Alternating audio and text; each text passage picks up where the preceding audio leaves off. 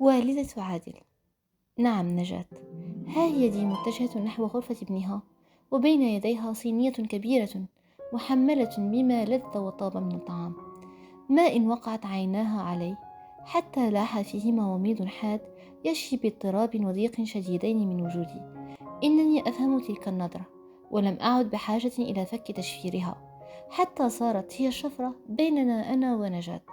أحزنتني نظرتها تلك، وأصررت في نفسي مخاطبة إياها: أدرك أن هذا الطعام حب، وأعرف أنك تبغضينني بقدر حبك لابنك، فلا تقلقي يا نجاة، لا تخافي، لن ألتهم طعام عادل، لن أقترب منه حتى، ومهما فعلت فلن تجد الكراهية سبيلا إلى قلبي. لطالما أحببتكم وما زلت على العهد ما دامت في الكرامة بقية. وددت لو أنني لم أقابلها حتى أجنب نفسي هذا الإحراج. دخلت الغرفة دون أن تطرق الباب الذي كان شبه مفتوح، فهممت بالدخول متعقبة خطاها، وكان عادل يجلس إلى جهاز كمبيوتر، بل جهازين. منغمسا في تفكير عميق قطعته بإلقاء التحية: السلام السي عادل، أش خبارك؟ توحشناك بزاف أخويا. نهض مبتسما مرحبا: أهلا بأختي العزيزة، أنا أيضا اشتقت إليك كثيرا، بين أنك الملامة الوحيدة، لا برية ولا تليفون. هل أنستك حياتك الجديدة؟ أهلك؟ أو وجدت في عائلة الزوج أحبابا غيرنا؟ غمغمت محتجة: هذا ليس صحيح، بالإضافة إلى أن زواجي لم يعد جديدا، فقد مرت عليه 3 سنوات. أجابني بنبرة مرحة: لا بد أنها 3 سنوات من السعادة الكفيلة بأن تنسيك الدنيا بمن عليها. قلت له ضاحكة: أضف إلى ذلك أنها سعادة مطلقة. فقال مرحا مطلقا العنان لمزاحه المتفلسف المعتاد: السعادة المطلقة لا وجود لها. إن افترضنا أن السعادة حقيقة وليست وهما، فهي ليست مطلقة بالتأكيد. كل حاجة مفقودة حست في نفس الإنسان اسمها سعادة، فهي المال للفقير، والصحة للعليل، والولد للعقيم، وراحة البال للمهموم. أما الحياة أو الدنيا فهي لم توجد لتكون سعيدة.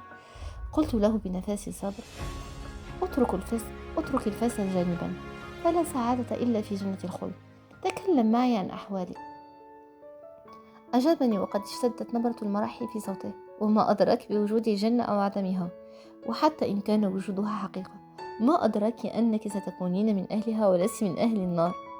وترك عادل بذلك المزاح لينصرف إلى مواضيعه الفلسفية المعتادة. الإنسان العاقل والمنطقي لا يمكن أن يجزم بوجود الحياة بعد الموت أو عدم وجودها، طالما لا يملك دلائل بينة يستوعبها العقل. أجبته في استنكار: أفضل مليون مرة أن تكون هناك جنة ونار على أن لا يكون هنالك شيء، فأنا لا أطيق فكرة العدم. فلا معنى لتكبد عناء العيش إن كانت الموت هي النهاية. This is the point. لا معنى لهذا العناء إن كانت الموت هي النهاية. Qu'on le veuille ou pas, c'est une fin banale qui ne justifie pas la vie avec tous ses tourments. وتابع قائلا: أنا لا أطمح لشيء غير ذلك العدم. ما هو ذنبي أن أحيا؟ لم أختر الحياة، ولو خيروني قبل ذلك لما ولدت.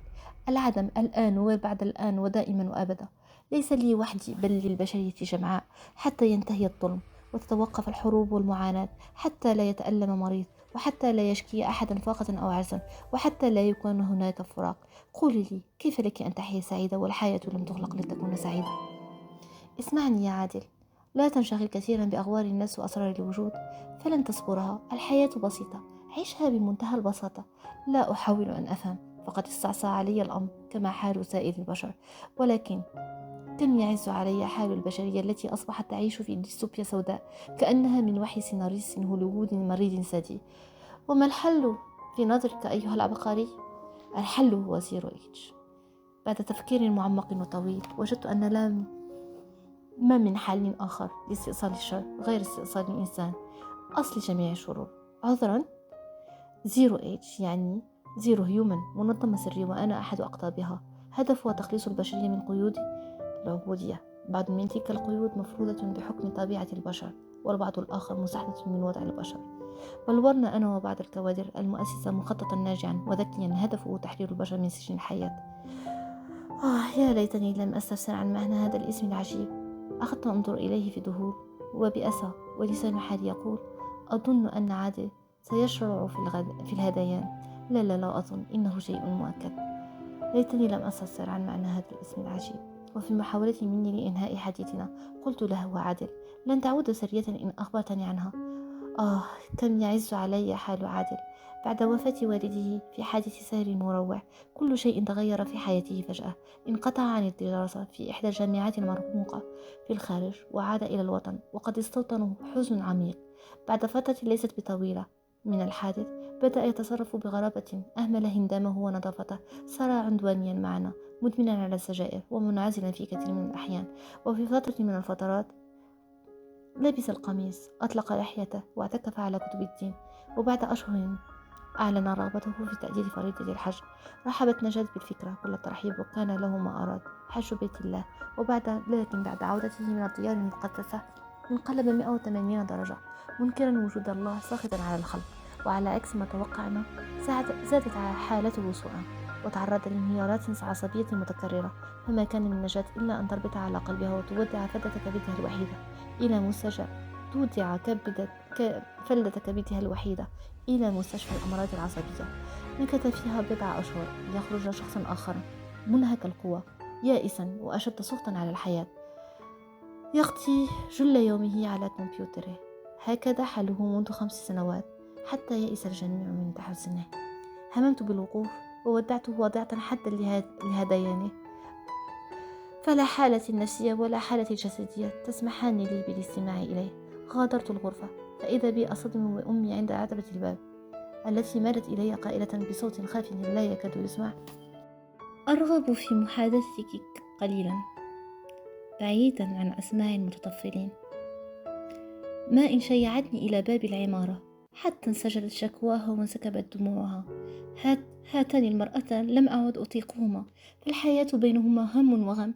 الأفعى النجاة تضايقني باستمرار. في الأمس مثلا ظنتا أنني خرجت، سمعت قعقعات نجاة ورأيت نادية بالصدفة تقلد مشيتي وتقول ساخرة: أنا ذاهبة عند المحامي، سأسترجع كل الممتلكات التي ضاعت، فقد وعدني بذلك.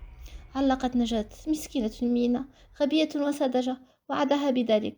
لا تعرف أن المحكمة لا تعترف إلا بالمستندات. ماما، أرجوك، لا أريد الخوض في هذا الحديث. حاولي من فضلك أن تحبيهما، فإن لم تستطيعي فاحتفظي بكرهك هذا لنفسك. لنزود الكآبة والغم عنا يا أمي، ما من سبب لكل هذا. وتذكري أن الله سبحانه وتعالى قال: لا يؤمن أحدكم حتى يحب لأخيه ما يحب لنفسه. وأنت ألست بمؤمنة؟ طبعت قبلة على خدي وهي تودعني وتوصيني بنفسي، وفي عينيها نظرة خذلان أعرفها تماما كما أعرف نظرة وعيد نجاة. خاطبتها في نفسي: ماذا تنتظرين يا أمي مني؟ من ابنة أورثتها جينات ضعفك وسذاجتك. لا موقف لدي. وقفت ترقبني حتى انطلقت بسيارتي الصغيرة البيضاء أشق طريقا في ظلام الليل الدامس. إلى اللقاء.